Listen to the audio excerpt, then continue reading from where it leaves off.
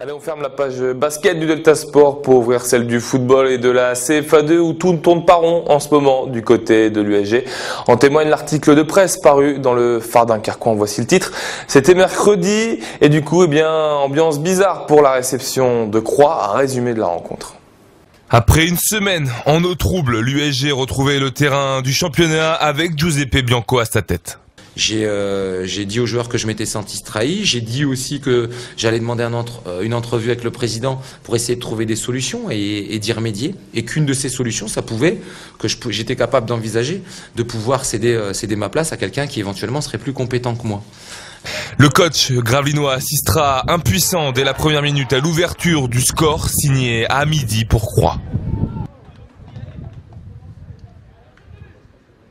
Mais Giuseppe Bianco verra surtout en première période une réponse de ses hommes sur le terrain qui se traduit par des tentatives de Sébastien Routier et de Mamor Caboret. Ce dernier voit d'ailleurs la transversale repousser sa frappe. Celles de Nigel Antagana et de Rudy Demester connaîtront pareil destin.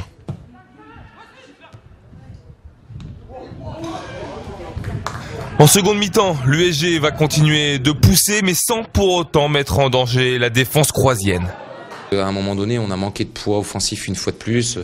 Il s'avère que quand on compare un petit peu sur la production d'aujourd'hui, en tout cas, nos joueurs, notamment offensifs et leurs joueurs, il s'avère qu'on se rend compte que y a une différence. Une différence, je pense, de niveau, notamment individuel. Et ça va se faire sentir sur la pelouse puisqu'en contre, Croix va faire mouche par 2 fois et de quelle manière, notamment sur ce geste plein de culot de Hamidi qui signe là son doublé. De quoi achever les derniers espoirs gravelinois dans cette rencontre.